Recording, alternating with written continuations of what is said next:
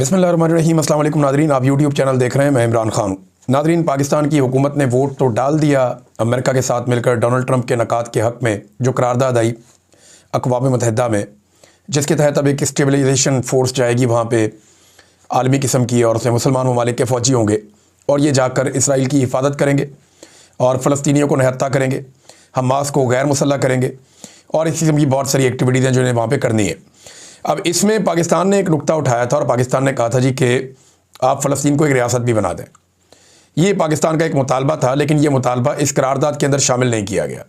ये अलग से ज़ुबानी कलामी पाकिस्तान ने कहा और बाकी मुल्क भी ये बात करते रहते हैं, लेकिन फ़लस्तीनी रियासत के क़याम के हवाले से कभी भी कोई हामी अमेरिका की जानिब से या इसराइल की जानिब से भरी नहीं जाती। तमाम मुसलमान ममालिक का एक ही दावा था हमेशा से, और वो ये कहते थे कि जब तक फ़लस्तीनी रियासत तस्लीम नहीं हो जाएगी तब तक मामला आगे बढ़ेगा ही नहीं। लेकिन अब मुसलमान ममालिक वहाँ पे अपनी फ़ौज भेज रहे हैं और फ़लस्तीनी रियासत का कहीं पे कोई तस्करा भी नहीं है। मोहम्मद बिन सलमान डोनाल्ड ट्रंप से मुलाकात के लिए अमेरिका में मौजूद हैं और वहाँ पे बड़े बड़े मुआहदे हो रहे हैं, बल्कि सऊदी अरब की जो लीग है, फ़ुटबॉल लीग, उसके साथ 2027 तक मुआहदे में है। रोनाल्डो वो भी वहाँ पर अपनी एहलिया के साथ आए, उनकी फ़ोटोज़ भी आई हुई हैं, उनका पैगाम भी आया हुआ है। बहरहाल बहुत सारा पैसा जो है वो लगभग अब तक की इतला के मुताबिक 270 अरब डॉलर के मुआहदे तो हो चुके हैं अमेरिका और सऊदी अरब की कंपनियों के माबैन, और इसके अलावा जो है वो 600 अरब डॉलर की इन्वेस्टमेंट बताया जाता है कि सऊदी अरब करेगा अमेरिका के अंदर, और ये दावा किया गया है। अब इस मौके पर नेतन्याहू ने एक ज़बरदस्त झटका दे दिया है उन तमाम मुसलमान मुल्कों को, पाकिस्तान समेत, जिन्होंने इस करारदाद को मंजूर करवाया और इसके हक़ में वोट डाला। नेतन्याहू ने साफ ऐलान किया और ये कहा कि फ़लस्तीनी रियासत नहीं बनेगी, ये इसराइल के वजूद के लिए ख़तरा है। जितनी मर्जी इस्लाहात हों, इसके बावजूद भी ये गैर हकीकत पसंदाना है, फ़लस्तीनी रियासत कायम नहीं होने दी जाएगी। अब ये करारदाद तो मंजूर करवा ली, पाकिस्तान मान भी गया, लेकिन नेतन्याहू ने अपना फ़ैसला भी सुना दिया, क्योंकि करारदाद में किसी जगह भी फ़लस्तीनी रियासत के क़याम का जिक्र ही नहीं है। लिहाजा नेतन्याहू ने क्लियरली कह दिया कि फ़लस्तीनी रियासत तो नहीं बनेगी। अब पाकिस्तान और बाकी ममालिक के लिए सोचने की बात यह है कि उन्होंने अपने कई दहाइयों पुराने मौक़िफ़ को एकदम यू टर्न लेके बदल दिया, और ये डोनाल्ड ट्रंप और इसराइल की ताकत है जिसने इन्हें लगभग सरनगू कर दिया है। नादरीन, जो रेड जोन है उसको एक्सटेंड कर दिया इसराइल ने।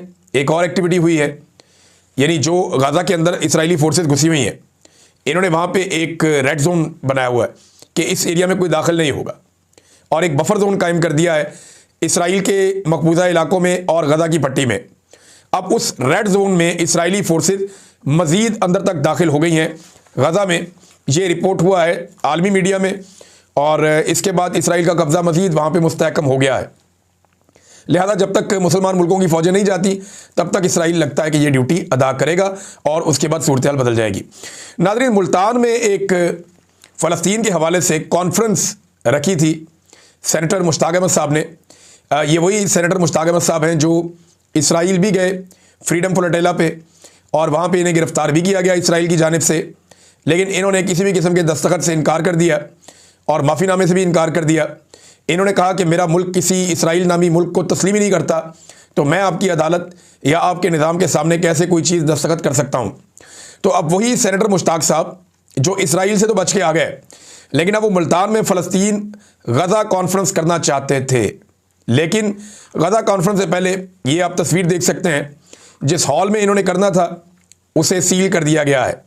यानी हुकूमत ने इकबाल मार्की खानेवाल को सील कर दिया और बदतरीन इसराइल नवाजी का सबूत दिया है।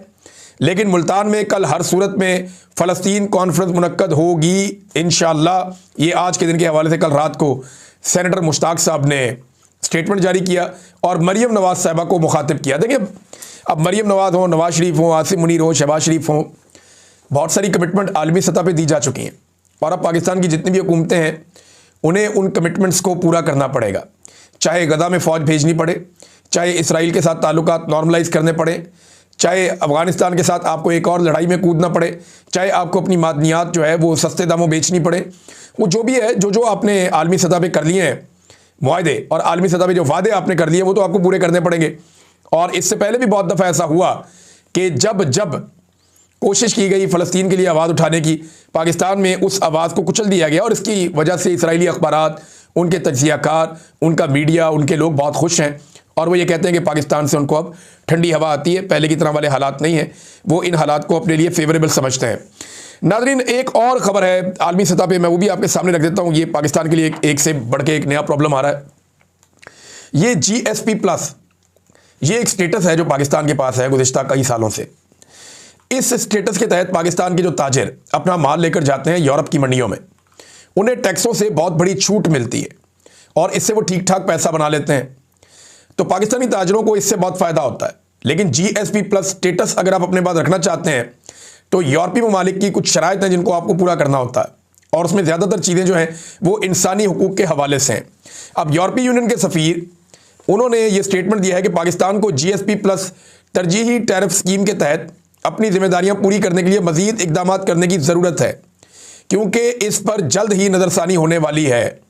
अब वो ये पिछले साल भी कह रहे थे, इस साल दोबारा से उनकी ये धमकी आई है कि इंसानी हुकूक के मामलात हों, जबरी गुमशुदगियों का मामला हो और सिविल सोसाइटी। अच्छा, एक और बड़ा पाकिस्तान को फ़ायदा है, पाकिस्तान में जितनी भी इंसानी हुकूक की तंजीमें हैं ना, ये जब यूरोपीय यूनियन में जाती हैं, अमेरिका में जाती हैं, अक़वाम मुत्तहिदा में जाती हैं, तो ये वही बात करती हैं जो पाकिस्तान की हुकूमत कहती है। इंटरेस्टिंग बात यह है कि पाकिस्तान की इंसानी हुकूक की तंजीमें काफ़ी हद तक पाकिस्तान की एस्टेब्लिशमेंट और पाकिस्तान की सियासी जमातों के कंट्रोल में है, और इनका एक गठ जोड़ है। ये जो तंजीमें हैं ये बाहर जाके वो पिक्चर ही नहीं बताते जो रियल पिक्चर है पाकिस्तान के अंदर। लिहाजा पाकिस्तान में इंसानी हुकूक की तंजीमों के हवाले से भी बहुत सारा काम होना बाकी है। चंद चीज़ें ये रिपोर्ट करते हैं, बहुत सारी चीज़ें ये रिपोर्ट ही नहीं करते। ये बताते नहीं कि कैसे कत्लेआम हो रहा है, कैसे जबरी गुमशुदगियाँ हो रही हैं, कैसे मैंडेट चोरी हो रहा है, कैसे जाली मुकदमात में सियासी कारकुनों को उठा उठाकर जेलों में डाला जा रहा है। बहरहाल जो एक रिपोर्ट आई है IMF की, उसने खतरे की घंटी बजाई है। 7 इंपॉर्टेंट चीज़ें जो उस रिपोर्ट के अंदर है, ये अवैस हमीद साहब बड़े अच्छे जर्नलिस्ट हैं, इन्होंने उसका खुलासा निकाला है।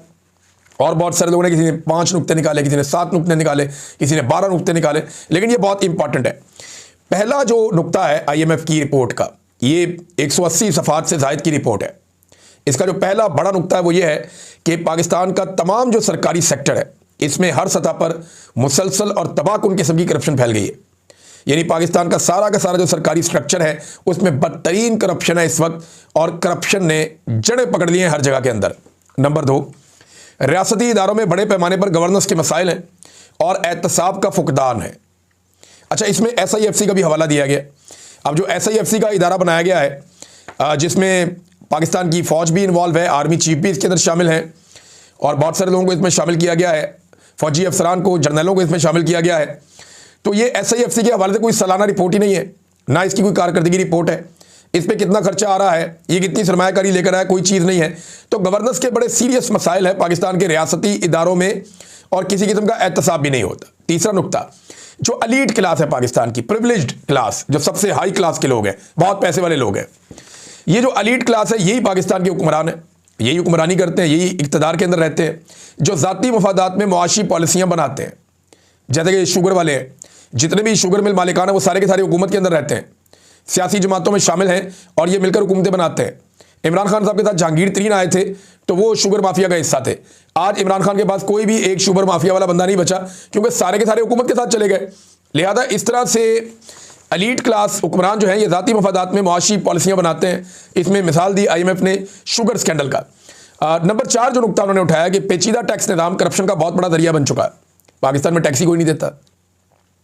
जो ताकतवर आदमी है, जो बड़ा आदमी है, वो टैक्स देता ही नहीं। डायरेक्ट टैक्सेस का कोई सिस्टम ही नहीं है पाकिस्तान में। वो तरीका एक ही है, तनख्वाहदार तबके पे टैक्स लगाई जाओ, गरीब आदमी पे टैक्स लगाई जाओ, पेट्रोल बिजली और गैस महंगा करते जाओ। कोई टैक्स की इस्लाहात पाकिस्तान में की नहीं गई। बदकिस्मती से पाकिस्तान में बहुत सारे अदवार आए, लेकिन किसी दौर में भी टैक्स की इस्लाहात नहीं की गई। इमरान खान साहब ने जब इसका नाम लिया तो उसके बाद पाकिस्तान में उस वजीर को ही तब्दील करना पड़ गया, क्योंकि माफिया इतने ज़बरदस्त तरीके से हमला आवर हुआ था। फिर उसके बाद कोरोना वायरस आ गया, लेकिन फिर भी मईशत तो चल ही रही थी इमरान खान के दौर में। अभी तो सत्ता ही बेड़ा गर्क कर दिया उन्होंने पकड़ के। बहरहाल पेचीदा टैक्स निज़ाम है, इसको ठीक करना पड़ेगा। पूरी दुनिया के अंदर लोग टैक्स देते हैं, लेकिन उसके बदले में लोगों को फ़ायदा भी मिलता है। पाकिस्तान में ये निज़ाम भी खराबी का शिकार है। नंबर 5, अदालती निज़ाम में करप्शन और पेचीदगी सरमायाकारी में रुकावट है। अब इस पर बड़ा डिटेल उन्होंने लिखा है कि अदालतों का तो बेड़ा ही गर्क हो गया। पूरी दुनिया में आप जहाँ पे भी अपना सरमाया लेकर जाते हैं ना, अपना पैसा लेकर जाते हैं, आप इस बुनियाद पर लेकर जाते हैं कि अगर किसी ने मेरा पैसा छीनने की कोशिश की तो वहाँ का अदालती निज़ाम ऐसा है कि मैं अपना पैसा बरामद कर लूँगा। आप गल्फ़ कंट्रीज़ में चले जाए ना, किसी का आपने पैसा देना है, आप उस मुल्क से बाहर नहीं निकल सकते। आपका फर्ज करें रोड पे एक चालान हुआ है ना, तो एयरपोर्ट पे आपको रोक लेंगे, जनाब आपका चालान हुआ है, आपने वो चालान जमा नहीं करवाया, पहले आप चालान के पैसे ये साथ वाले काउंटर पे जमा करवाएं, उसके बाद फिर आप अपनी फ्लाइट पे बैठ के जाएंगे। ये हुआ मेरे साथ। मेरा एक दोस्त ट्रैवल कर रहा था तो अचानक उसको रोक लिया उन्होंने इमिग्रेशन पे। मैंने कहा जी आपको क्यों रोका? उसने कहा जी मेरे चालान पेंडिंग है 1-2, मैं वो जमा करवा के आता हूँ। वो गए, जाकर उन्होंने चालान पेंडिंग जो थे वो जमा करवाए। इसी तरह अगर किसी का पैसा लेकर आप भाग रहे हैं तो वहां पे बड़े सख्त कवानीन है, वहां की अदालतें इंसाफ देती हैं। हालांकि वहां डिक्टेटरशिप है, लेकिन अदालती निज़ाम में करप्शन और पेचीदगी सरमायाकारी में बहुत बड़ी रुकावट है पाकिस्तान में। एक तो ये भी आ गया। नंबर 6, अवाम हर काम के लिए सरकारी दफातर में रिश्वत देने पर मजबूर हैं। इससे पूरा का पूरा आपका सोसाइटी का स्ट्रक्चर ही तबाह हो जाता है। जब आम आदमी अपने हर छोटे बड़े काम के लिए रिश्वत देता है ना, तो उसका इदारों पर से, सिस्टम पे से एतबार उठ जाता है और फिर मुल्क के अंदर लोगों की इनपुट खत्म हो जाती है। लोग मायूस हो जाते हैं, लोगों को लगता है ये आवे का आवे बिगड़ा हुआ है, ये निज़ाम ऐसे ही चलेगा।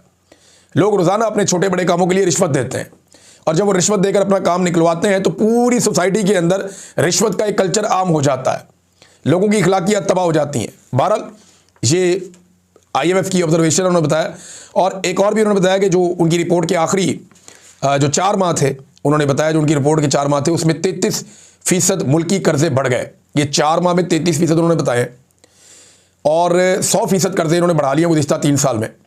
यानी पाकिस्तान बनने से लेकर अब तक जितना कर्जा पाकिस्तान ने लिया, उतना कर्जा इन्होंने गुज़िश्ता 3 साल में तकरीबन उसके बराबर कर्जा इन्होंने ले लिया।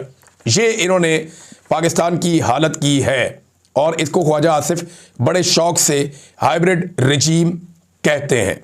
नाज़रीन, एक और खबर है, लंदन में या यूरोप में, पूरे में हर जगह पे जो है वो अब 26 नवंबर के हवाले से पाकिस्तान तहरीक इंसाफ या ओवरसीज़ पाकिस्तानी इज्तिमात करने जा रहे हैं, एहतजाजी इज्तिमात करने जा रहे हैं कि 26 नवंबर को पाकिस्तान में जो कत्लेआम हुआ उसके खिलाफ आवाज़ उठाई जाए। ज़्यादातर मुल्कों में 22 और 23 तारीखें जो हैं वो इसके लिए चुनी गई हैं। वजह यह है कि 22 और 23 को सैटरडे और संडे है, तो यहाँ पे एहतजाज किया जाएगा। लंदन में एतवार वाले दिन ह्यूमन चेन बनाई जाएगी, यानी इंसानी हाथों की जंजीर। जो ओवरसीज पाकिस्तानियों ने फैसला किया कि वो बरतानिया के शहर लंदन में 23 नवंबर को दोपहर इंसानी हाथों की एक जंजीर बनाएंगे। ये फैसला किया गया लंदन में, जबकि यूरोप में, अमेरिका में और दीगर कई ममालिक में एहतजाजी मुजाहरे अभी शेड्यूल हो रहे हैं और प्रोग्राम तश्कील दिए जा रहे हैं। जबकि पाकिस्तान में इस हवाले से अभी तक कोई बड़ा प्रोग्राम सामने नहीं आया। अभी तक नहीं बताया गया कि कौन सा प्रोग्राम पाकिस्तान में होगा, किस लेवल का होगा और किस जगह पर होगा। अभी तक तो इसके बारे में कुछ दिखाई नहीं दे रहा। जुनैद सलीम साहब ने एक खबर दी है, नाज़रीन, बड़े अच्छे जर्नलिस्ट हैं, अपना एक प्रोग्राम भी करते हैं। थोड़ा उनके प्रोग्राम में मज़ा होता है, लेकिन क्योंकि जर्नलिस्टिक उनका बैकग्राउंड है तो खबरें उनके पास आती रहती हैं। उन्होंने कहा जी कि एक गैर मुल्की सफ़ीर ने, जो बड़ा ताकतवर मुल्क का सफ़ीर है, उसने हुकूमत से रब्ता किया। जब उसने देखा कि इमरान खान की बहनों के साथ क्या हुआ तो उसके बाद रब्ता किया, और इस मुल्क पर या इस मामले पर अपने मुल्क की जानिब से उन्होंने बताया कि तहफ़्फ़ुज़ात हैं जनाब और नाखुशी है। हुकूमत ने कहा जी हम मुलाकातें भी करवा देंगे और जो हुआ इसका अदाला भी कर देंगे, तलाफ़ी कर देंगे, हमें आप 30 दिन का वक्त ले लें। अब सफ़ीर ने कहा जी 30 दिन का वक्त का आप किस जवाब पे आप 30 दिन का वक्त मांग रहे हैं? 30 दिन का वक्त हुकूमत मांग रही है। मैंने आपसे बताया था ना कि जब तक के जो फील्ड मार्शल है उनकी चीज़ें सीधी नहीं हो जाती तब तक के लिए इमरान खान साहब की मुलाकातें रोकी जाएंगी, और जब तक ये कुछ आलमी सतह पे जो गेम है उस पूरे को अपने कंट्रोल में नहीं कर लेते तब तक इमरान खान साहब की मुलाकातें रोकी जाएंगी। अब नाज़रीन, एस्टेब्लिशमेंट का अगला टारगेट क्या है? देखें, जो अलग अलग जगह पे टारगेट होते हैं ना, बैरून मुल्क अलग टारगेट है, अंदरून मुल्क अलग टारगेट है, तो यहाँ पे अब 18वीं आईनी तरमीम को निशाना बनाया जाएगा। ये मैं आपको आज बता रहा हूँ। 18वीं आईनी तरमीम जिसके तहत सूबों के पास इख्तियारात मौजूद हैं और कुछ सूबाई खुद मुख्तारी जो सूबों को मिली है वो 28वीं आईनी तरमीम के जरिए मिली है, जिसका क्रेडिट पाकिस्तान की तकरीबन सारी सियासी जमातें लेती है। अब 28वीं आईनी तरमीम पे एस्टेब्लिशमेंट की अगली नज़र है। मैंने बहुत पहले आपको बताया था कि 27वीं तरमीम पे काम हो रहा है, जिस दफ्तर में काम हो रहा है वो अलग दफ्तर है, सियासतदानों को कुछ पता नहीं है। लेकिन ये फैसला हो गया कि 28वीं आईनी तरमीम लाई जाएगी। कब लाई जाएगी इसके बारे में भी किसी को कुछ पता नहीं, और अभी तो सेलिब्रेशन मोड में सारे के सारे जश्न मना रहे हैं। दिसंबर के महीने में या उसके मिड में जाके काम शुरू होगा 28वीं आईनी तरमीम पे, और फिर आप देखेंगे बड़ी तेज़ी से ये मामला भी आगे बढ़ेगा। नाज़रीन, सुहेल अफरीदी ने ख़त लिखा है मरीम नवाज़ को, और ख़त के अंदर उन्होंने चंद चीज़ें जो हैं वो मरीम नवाज़ के सामने रखी हैं, क्योंकि जो अडियाला जेल है वो पंजाब हुकूमत के अंडर आता है इलाका, तो इसलिए मरीम नवाज़ को ख़त लिखा। ख़त में आपको बताया था उसके मंदरजात क्या है, वो ख़त के अंदर क्या लिखा है। उन्होंने लिखा जी कि